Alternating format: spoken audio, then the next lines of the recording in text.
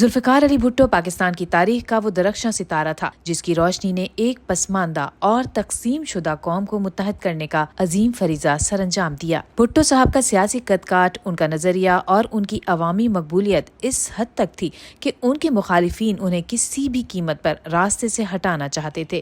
یوں 4 اپریل 1979 کو پاکستان کی تاریخ میں ایک سیاہ ترین دن کے طور پر جانا جاتا ہے جب ایک متنازع عدالتی فیصلے کے نتیجے میں انہیں تختہ دار پر چڑھا دیا گیا۔ یہ فیصلہ محض ایک عدالتی قتل نہیں تھا بلکہ یہ جمہوریت، عوامی رائے اور پاکستان کی ترقی کی راہ میں ایک سنگین رکاوٹ تھا۔ بھٹو صاحب کو جس انداز میں مقدمے کا سامنا کرنا پڑا وہ ہر لحاظ سے شفافیت اور انصاف کے اصولوں کے برعکس تھا۔ اس فیصلے کو آج بھی دنیا بھر کے قانونی ماہرین ایک جوڈیشل مرڈر یعنی عدالتی قتل قرار دیتے ہیں۔ سپریم کورٹ کے ججوں پر دباؤ، مقدمے کی جلد بازی اور سیاسی انتقام کی جھلک اس کیس کے ہر پہلو میں نمایاں تھی۔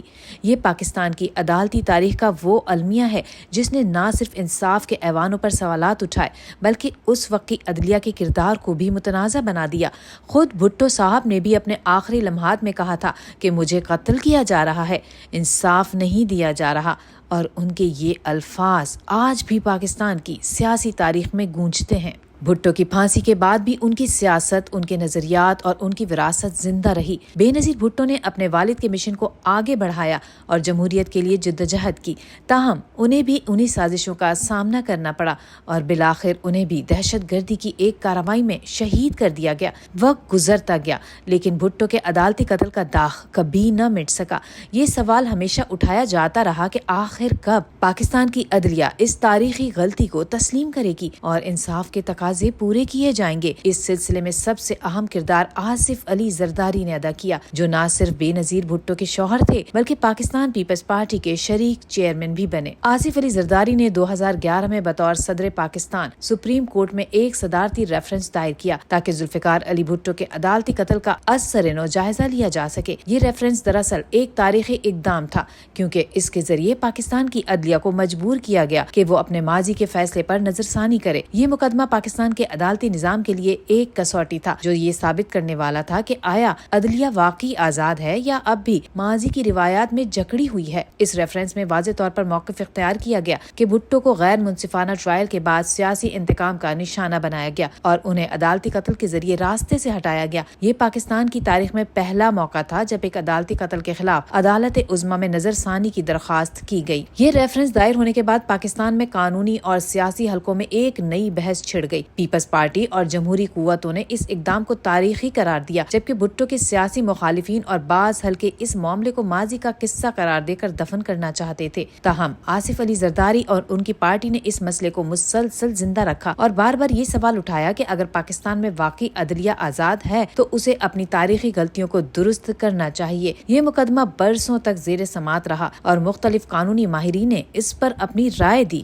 بالآخر 2024 میں سپریم کورٹ نے ایک تاریخی فیصلہ سناتے ہوئے تسلیم کیا کہ ذوالفقار علی بھٹو کے خلاف دیا گیا فیصلہ انصاف کے اصولوں کے منافی تھا۔ سپریم کورٹ نے اپنے فیصلے میں واضح کیا کہ بھٹو کو عدالتی قتل کا نشانہ بنایا گیا اور یہ پاکستان کی عدالتی تاریخ کا ایک سیاہ باب تھا۔ اس فیصلے کے بعد ملک میں ایک نئی بحث نے جنم لیا کہ ایسے دیگر مقدمات پر بھی نظر ثانی کی جا سکتی ہے جہاں عدلیہ نے دباؤ میں آ کر فیصلے دیے ہوں۔ یہ فیصلہ آصف علی زرداری اور پاکستان پیپلز پارٹی کے لیے ایک بڑی فتح تھی جو کئی دہائیوں سے بھٹو کے لیے انصاف کی جنگ لڑ رہے تھے۔ زرداری کی یہ کوشش محض ذوالفقار علی بھٹو کے لیے انصاف حاصل کرنے کی جستجو نہیں تھی بلکہ اس کا مقصد یہ بھی تھا کہ پاکستان میں عدلیہ کو آزاد، غیر جانبدار اور حقیقی معنوں میں انصاف فراہم کرنے والا ادارہ بنایا جائے۔